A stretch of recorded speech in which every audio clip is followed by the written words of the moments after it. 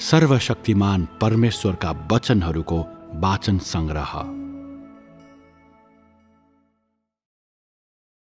जब झर्ने पातहरू तिनको जराहरूमा फर्कन्छन्, आफूले गरेका सबै दुष्ट कामका निम्ति तैँले पछुतो गर्नेछस्।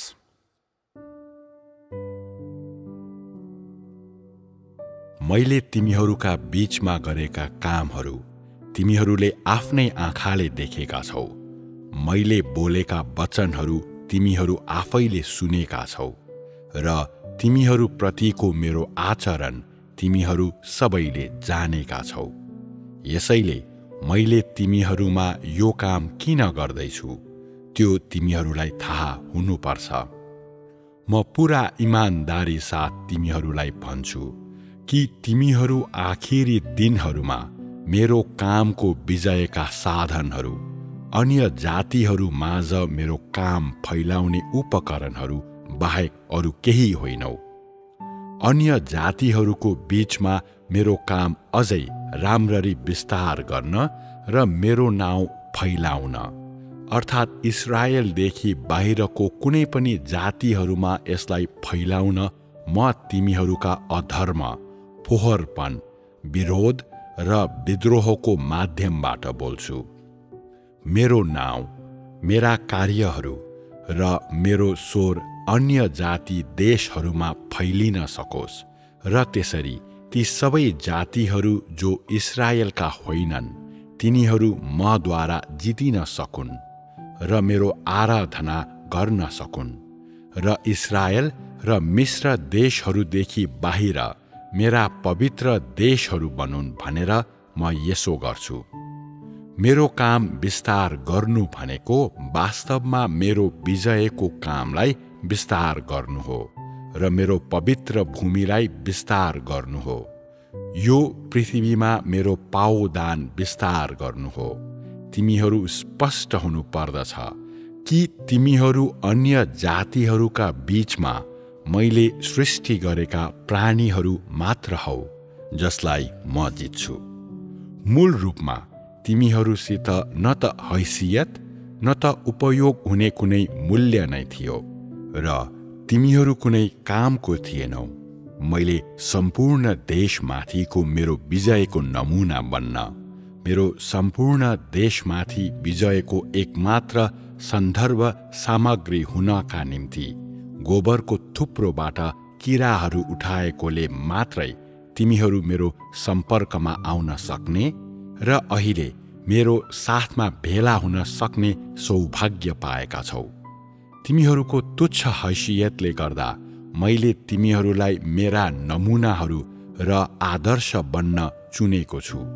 यही कारणले गर्दा मात्र म तिमीहरूका बीचमा काम गर्छु र बोल्छु र म तिमीहरूसित जिउँछु र बसोबास गर्छु। तिमीहरूलाई थाहा हुनुपर्छ कि यो मेरो व्यवस्थापनको कारणले र गोबरको थुप्रोमा हुने किराहरूप्रतिको मेरो चरम घृणाको कारणले म तिमीहरूको बीचमा बोलिरहेको छु। यो यस्तो स्थितिमा पुगेको छ कि म क्रोधित भएको छु। तिमीहरूको बीचमा गरिएको मेरो काम यहोवाले इस्राएलमा गर्नुभएको काम जस्तो बिल्कुलै होइन र विशेष गरी यो यहुदियामा येशूले गर्नुभएको काम जस्तो होइन। म ठूलो सहिष्णुताका साथ काम गर्छु र बोल्छु र यी भ्रष्टहरूलाई म क्रोध र दण्डसहित जित्छु। यो इस्राएलमा यहोवाले आफ्ना जनहरूलाई डोर्याउनु भएको जस्तो पटक्कै होइन। इस्राएलमा उहाँको काम भोजन र जिउँदो पानी प्रदान गर्नु थियो र आफ्ना जनहरूका निम्ति प्रबन्ध गर्दा उहाँ तिनीहरूप्रति दया र प्रेमले भरिपूर्ण हुनुहुन्थ्यो। आजको काम एक श्रापित जातिको बीचमा गरिन्छ जो चुनिएका होइनन्। त्यहाँ प्रशस्त भोजन छैन, न त त्यहाँ तिर्खा मेट्ने जिउँदो पानीको पोषण नै छ र त्यहाँ भौतिक वस्तुहरूको पर्याप्त आपूर्ति हुने कुरा त परै जाओस्। त्यहाँ पर्याप्त न्याय, श्राप र सजायको आपूर्ति मात्र छ। गोबरको थुप्रोमा बसोबास गर्ने यी किराहरू मैले इस्राएललाई दिएको जस्तो गाई वस्तु र भेडाहरूले भरिएका पहाडहरू, धेरै धन सम्पत्ति र सारा देशकै सबैभन्दा सुन्दर छोराछोरीहरू प्राप्त गर्न अयोग्य छन्। समकालीन इस्राएलीहरूले वेदीमा गाई वस्तु, भेडाहरू र सुन र चाँदीका थोकहरू चढाउँछन्, जसद्वारा म त्यसका मानिसहरूलाई पालन पोषण गर्दछु। व्यवस्था अन्तर्गत यहोवाले माग गर्नुभएको 10 भागको 1 अंशलाई उछिन्छु। यसरी मैले तिनीहरूलाई व्यवस्था अन्तर्गत इस्राएलीहरूले प्राप्त गरेको भन्दा 100 गुणा बढी दिन्छु। म जुन थोकले इस्राएललाई पालन पोषण गर्छु, त्यो अब्राहमले प्राप्त गरेका भन्दा र इसहाकले प्राप्त गरेका भन्दा बढी हुन्छ। म इस्राएलको परिवारलाई फलदायी बनाउनेछु र वृद्धि गराउनेछु, र म मेरा इस्राएलका मानिसहरूलाई पृथ्वीभरि फैलाउनेछु। म जसलाई आशीर्वाद दिन्छु र वास्ता गर्छु, तिनीहरू अझै पनि इस्राएलका चुनिएका मानिसहरू नै हुन्, अर्थात् ती मानिसहरू जसले सबै कुरा मलाई समर्पण गर्छन् र जसले मबाट सबै थोक प्राप्त गरेका छन्। उनीहरूले मलाई आफ्नो मनमा राख्ने हुनाले तिनीहरूले आफ्ना नवजात बाछाहरू र थुमाहरू मेरो पवित्र वेदीमा बलि चढाउँछन् र उनीहरूसँग भएका सबै थोक मेरो सामु अर्पण गर्छन्। यहाँसम्म कि म फर्केर आउने आशामा उनीहरूका नवजात जेठा छोराहरूलाई पनि चढाउँछन्। र तिमीहरू चाहिँ के गर्दछौ? तिमीहरू मेरो क्रोध जगाउँछौ, मसँग मागहरू गर्दछौ र मलाई बलि चढाउनेहरूले चढाएका थोकहरू चोरी गर्दछौ। र तिमीहरूले मलाई चोट पुर्याइरहेका छौ भनी तिमीहरूलाई थाहा हुँदैन। यसैले तिमीहरूले प्राप्त गर्ने भनेको अन्धकारमा रुवाई र दण्ड मात्र हो। तिमीहरूले धेरै पटक मलाई रिस उठाएका छौ र मैले मेरो जलिरहेका आगोहरू यतिसम्म वर्षाएँ कि केही व्यक्तिहरूको दुःखद अन्त्य भएको छ र खुसीका घरहरू उजाड चिहानहरू बनेका छन्। यी किराहरूका निम्ति मसँग अन्त्य नहुने क्रोध मात्र छ र तिनीहरूलाई आशिष दिने मेरो कुनै अभिप्राय छैन। मेरो कामको खातिर मात्र मैले एउटा अपवाद बनाएको छु र तिमीहरूलाई उठाएको छु र ठुलो अपमान सहेको छु र तिमीहरूको बीचमा काम गरेको छु। यदि मेरा पिताको इच्छा नभएको भए म गोबरको थुप्रोमा किराहरू स्याउ स्याउ गरिरहेको त्यही घरमा कसरी बस्न सक्थे? तिमीहरूका सबै कार्य र बोली वचनलाई म अत्यन्तै घृणा गर्दछु र जे भए पनि तिमीहरूको फोहोरपन र विद्रोहप्रति ममा केही चासो भएकोले यो मेरा वचनहरूको ठूलो संग्रह भएको छ। अन्यथा म तिमीहरूको बीचमा लामो समयसम्म बिल्कुलै रहने थिइनँ। त्यसकारण तिमीहरूले थाहा पाउनु पर्दछ कि तिमीहरूप्रति मेरो आचरण सहानुभूति र दया मात्रै हो। ममा तिमीहरूप्रति एक थोपा प्रेम पनि छैन। तिमीहरूप्रति मसँग सहिष्णुता मात्र छ, किनकि म यो मेरो कामको खातिर मात्र गर्दछु र मैले फोहोर र विद्रोहीपनलाई कच्चा पदार्थहरूको रूपमा चुनेको हुनाले मात्रै तिमीहरूले मेरा कार्यहरूलाई देखेका छौ। अन्यथा म यी किराहरूलाई मेरा कार्यहरू बिल्कुलै प्रकट गर्दिन थिएँ। म अनिच्छाले मात्र तिमीहरूमा काम गर्दछु, त्यस्तो तत्परता र इच्छासहित होइन जसरी मैले इस्राएलमा मेरो काम गरेको थिएँ। मैले आफैलाई तिमीहरूसित बोल्न कर लाउँदै मैले मेरो क्रोध थामिरहेको छु। यदि मेरो महान काम हुँदैन थियो भने म कसरी त्यस्ता किराहरूको दृश्य हेरिरहन सक्थे र? यदि मेरो नाउँको खातिर नभएको भए म धेरै पहिले नै सबैभन्दा उच्च स्थानमा चढेको हुन्थे र गोबरको थुप्रोमा भएका यी किराहरूलाई जलाएर पूर्ण रूपमा भस्म बनाएको हुन्थे। यदि मेरो महिमाका लागि नभएको भए यी दुष्ट भूतात्माहरूलाई म कसरी खुल्लम खुल्ला मेरो आँखाको अगाडि टाउको हल्लाउँदै मेरो विरोध गर्ने अनुमति दिन्थे र? यदि सानोभन्दा सानो बाधा बिना सुचारू रूपले मेरो काम गर्नु नपरेको भए म किराहरू जस्ता यी मानिसहरूलाई जानी जानी मसँग दुर्व्यवहार गर्ने अनुमति कसरी दिन सक्थे र? यदि इस्रायलको गाउँमा 100 जना मानिस यस प्रकारले मेरो विरोध गर्न उठेका भए तिनीहरूले मलाई बलिदानहरू चढाए पनि म तिनीहरूलाई नाश पार्ने थिए र तिनीहरूलाई जमिनका चिराहरूमा हालिदिने थिए। यसरी अन्य शहरका मानिसहरूलाई फेरि विद्रोह गर्नबाट रोक्ने थिए। म सबै कुरा भस्म गर्ने आगो हुँ र म अपराध सहदिन। मानिसहरू सबै मद्वारा सृष्टि गरिएको हुनाले म जे भन्छु र गर्छु त्यो तिनीहरूले पालना गर्नै पर्छ र तिनीहरूले विद्रोह गर्नु हुँदैन। मानिसहरूलाई मेरो काममा हस्तक्षेप गर्ने अधिकार छैन र मेरो काम र मेरा वचनहरूमा के सही वा के गलत छन् भनी विश्लेषण गर्न तिनीहरू योग्य हुने कुरा त परै जाओस्। म सृष्टिको प्रभु हुँ र सृष्टि गरिएका प्राणीहरूले मैले माग गरेका सबै कुरा आदरको हृदयसहित हासिल गर्नुपर्दछ। तिनीहरूले मसँग तर्क गर्ने कोसिस गर्नु हुँदैन र विशेष रूपमा तिनीहरूले विरोध गर्नु हुँदैन। मेरो अधिकारद्वारा म मेरा मानिसहरूमाथि शासन गर्दछु र जो मेरो सृष्टि भाग हुन् तिनीहरू सबै मेरो अख्तियारको अधीनमा बस्नुपर्छ। आज तिमीहरू मेरो सामु साहसी र हठी भए पनि जुन वचनहरूद्वारा म तिमीहरूलाई शिक्षा दिन्छु ती तिमीहरूले पालन नगरे पनि र कुनै डर नमाने पनि म सहिष्णुता साथ मात्रै तिमीहरूका विद्रोहीपनको सामना गर्दछु। सानो तुच्छ किराहरूले गोबरको थुप्रोमा फोहोर उठायो भन्दैमा म आफ्नो रिस पोखाउँदिन र मेरो कामलाई प्रभावित गर्दिन। मेरा पिताको इच्छाको खातिर मैले घिनाउने गर्ने सबै कुरा र मैले घृणा गर्ने सबै कुराहरूको अस्तित्वलाई सहन गर्दछु। मेरा वाणीहरू पूर्ण नहुन्जेल मेरो अन्तिम क्षणसम्मै म त्यसो गर्नेछु।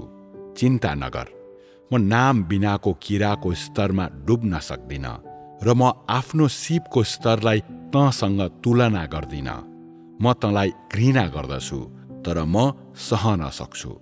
तैँले मेरो आज्ञा उल्लङ्घन गर्छस् तर तँ त्यस दिनबाट उम्कन सक्दैनस् जुन बेला म तँलाई सजाय दिनेछु, जुन मेरा पिताले मसँग प्रतिज्ञा गर्नुभएको थियो। के सृष्टि गरिएको किरालाई सृष्टिका प्रभुसँग तुलना गर्न सकिन्छ? शरद ऋतुमा झर्ने पातहरू तिनका जराहरूमा फर्कन्छन्। तँ तेरा पिताको घर फर्कनेछस् र म मेरा पिताको छेउमा फर्कनेछु। म उहाँको कोमल स्नेहको साथमा हुनेछु र तेरा पितापछि तँ कुल्चिइनेछस्। मसँग मेरा पिताको महिमा हुनेछ र तँसँग तेरो पिताको शर्म हुनेछ। म तँलाई 7 दिन धेरै अघिदेखि रोकेर राखेको सजायको प्रयोग गर्नेछु र लाखौं वर्षदेखि भ्रष्ट भएको तेरो दुर्गन्धित देहमा तैँले मेरो सजाय भोग्नेछस्। मैले सहिष्णुताको साथमा तँमा मेरा वचनहरूको काम पूरा गरेको हुनेछु र तैँले मेरा वचनहरूबाट विपत्ति भोग्ने भूमिका पूरा गर्न सुरु गर्नेछस्। म धेरै आनन्दित हुनेछु र इस्राएलमा काम गर्नेछु। तँ हिलोमा लुटपुटिँदै र मर्दै रुनेछस् र दारा किट्नेछस्। म मेरो मूल स्वरूपलाई फेरि प्राप्त गर्नेछु र अझै तँसँग फोहोरमा बस्ने छैन, जबकि तैँले आफ्नो मूल कुरूपता फेरि पाउनेछस् र गोबरको थुप्रो वरिपरि प्वाल बनाइरहनेछस्। जब मेरो काम र वचनहरू समाप्त हुन्छन् त्यो मेरो लागि आनन्दको दिन हुनेछ। जब तेरो विरोध र विद्रोहीपन सकिन्छ त्यो तेरो लागि रुने दिन हुनेछ। म तँप्रति सहानुभूति राख्ने छैन र तैँले मलाई फेरि कहिले देख्ने छैनस्। म अब उपरान्त तँसँग कुनै बातचित गर्ने छैन र तैँले मलाई फेरि कहिले भेट्ने छैनस्। म तेरो विद्रोहीपनलाई घृणा गर्नेछु र तैँले मेरो प्रेमिलोपनलाई याद गर्नेछस्। म तँलाई प्रहार गर्नेछु र तैँले मेरो धेरै चाहना गर्नेछस्। म खुसी साथ तँबाट बिदा हुनेछु र तैँले तँ म प्रति कति ऋणी छस् भनी थाहा पाउनेछस्। म तँलाई फेरि कहिल्यै भेट्ने छैन, तर तैँले सधैँ मेरो लागि आशा गर्नेछस्। म तँलाई घृणा गर्दछु किनकि तैँले अहिले मेरो विरोध गर्छस् र तैँले मलाई याद गर्नेछस्, किनकि वर्तमानमा म तँलाई सजाय दिन्छु। म तँ सँगै बस्न इच्छुक हुने छैन, तर तैँले त्यसका निम्ति अति नै तृष्णा गर्नेछस् र अनन्तसम्म रुनेछस्। किनकि तैँले मलाई जे गरिस् ती सबैका निम्ति पछुतो गर्नेछस्। तैँले आफ्नो विद्रोह र विरोधको लागि पछुतो गर्नेछस्। तैँले पछुताउँदै आफ्नो अनुहार भुइँतिर घोप्ट्याउने समेत छस् र मेरो अगाडि लम्पसार परेर फेरि कहिले पनि मेरो आज्ञा उल्लङ्घन नगर्ने शपथ खान्छस्। आफ्नो हृदयमा तैँले मलाई मात्र प्रेम गरे तापनि तैँले मेरो आवाज कहिले पनि सुन्न सक्ने छैनस्। म तँलाई आफैप्रति लज्जित तुल्याउनेछु। अहिले मैले तेरो भोगी देहलाई हेर्दैछु, जसले मलाई फुस्ल्याउँछ र मसँग तेरा निम्ति एउटा सानो चेतावनी मात्र छ। यद्यपि म सजायले तेरो सेवा गर्ने छैन। तैँले मेरो काममा के भूमिका खेल्छस् सो तैँले जान्नुपर्छ। त्यसपछि म सन्तुष्ट हुनेछु। यसभन्दा परको मामिलाहरूमा यदि तैँले मेरो विरोध गर्छस् वा मेरो पैसा खर्च गर्छस् वा म यहोवाका लागि चढाइएका बलिहरू खान्छस् वा यदि तिमीहरू अर्थात् किराहरूले एक अर्कालाई टोक्छौ वा यदि तँ कुकुर जस्ता प्राणीहरू एक अर्कासित झगडा गर्छस् वा उल्लङ्घन गर्छस् भने मलाई ती कुनै पनि कुराको चिन्ता छैन। तिमीहरूलाई यति मात्र थाहा हुनुपर्छ कि तिमीहरू कस्तो किसिमका थोकहरू हौ र म सन्तुष्ट हुनेछु।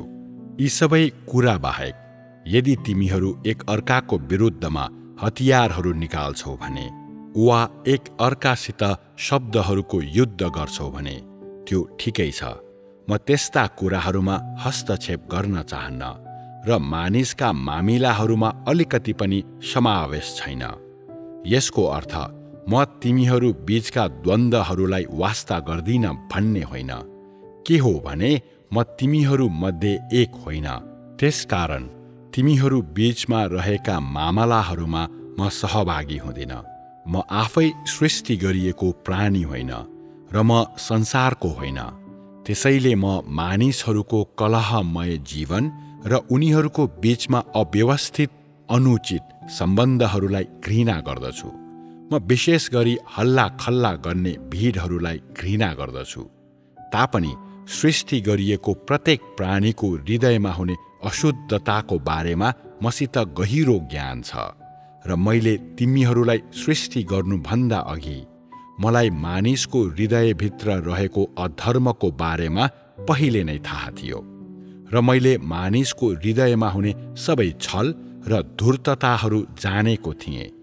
त्यसकारण मानिसहरूले कुन बेला अधर्मी कार्यहरू गर्छ भन्ने त्यहाँ कुनै सङ्केतहरू नभए तापनि म तिमीहरूको हृदयभित्र गढेर बसेका अधर्म मैले सृष्टि गरेका सबै थोकहरूको प्रचुरताभन्दा बढी हुन्छ भन्ने मलाई अझै थाहा छ।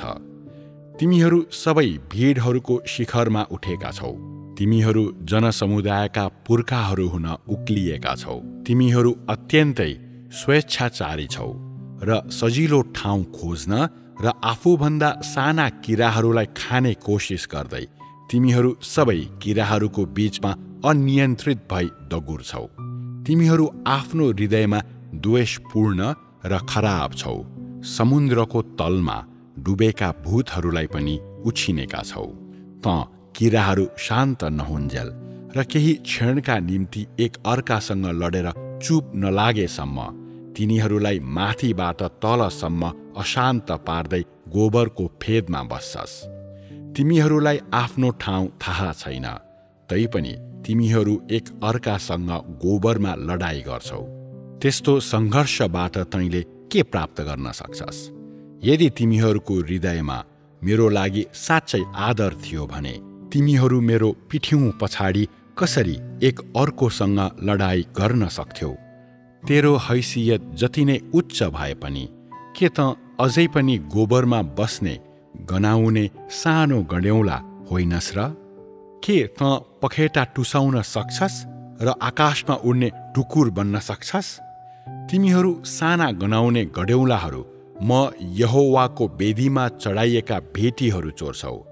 त्यसो गर्दा के त आफ्नो नष्ट भएको असफल प्रतिष्ठालाई बचाउन सक्छस् र इस्राएलका चुनिएका मानिसहरू बन्न सक्छस्? त निर्लज्ज नीच व्यक्ति होस्। वेदीका ती बलिहरू मलाई श्रद्धा गर्ने मानिसहरूको तर्फबाट दयालु भावनाहरूको अभिव्यक्ति स्वरूप मानिसहरूले मलाई चढाएका हुन्। ती मेरो नियन्त्रण र मेरो प्रयोगका लागि हुन्। त्यसो भए मानिसहरूले मलाई चढाएका ती ससाना जङ्गली ढुक्कुरहरूलाई तैँले कसरी मबाट लुटेर लैजान सक्छस्? के त यहुदा बन्छु भनी डराउँदैनस्? के तेरो जमिन रगतको खेत बन्ला भनी डराउँदैनस्? त निर्लज्ज प्राणी, के मानिसहरूले चढाएका जङ्गली ढुक्कुरहरू त किराको पेटलाई पोषण दिनको निम्ति हो भनी सोच्छस्? मैले तँलाई के दिएको छु त्यसमा म सन्तुष्ट छु र तँलाई दिन इच्छुक छु। मैले जे तँलाई दिएको छैन त्यो मेरो सामने छ। तैँले मेरा भेटीहरू त्यसरी चोर्न सक्दैनस्। काम गर्ने म नै हुँ, यहोवा सृष्टिका प्रभु, र मानिसहरूले मेरै कारणले बलिहरू चढाउँछन्। के यो तैँले गर्ने सबै भाग दौडको प्रतिफल हो भनी सोच्छस्? त साँच्चै निर्लज्ज छस्। त कसको लागि दगुरी हिँड्छस्? के यो तेरो आफ्नै लागि होइन र? त किन मेरा बलिहरू चोर्छस्? त मेरो थैलीबाट किन पैसा चोर्छस्? के त यहुदा इस्करियोतको छोरा होइनस् र? म यहोवालाई चढाइएका बलिहरू पूजाहारीहरूले उपभोग गर्नुपर्छ। के त पूजाहारी होस्? तैँले आत्मतृप्त भएर मेरा बलिहरू खाने आँट गर्छस् र ती टेबलमा राख्छस्। त कुनै मूल्यको छैनस्, त मूल्यहीन अभागी। मेरो आगो, म यहोवाको आगोले जलाएर तँलाई नाश पार्नेछ।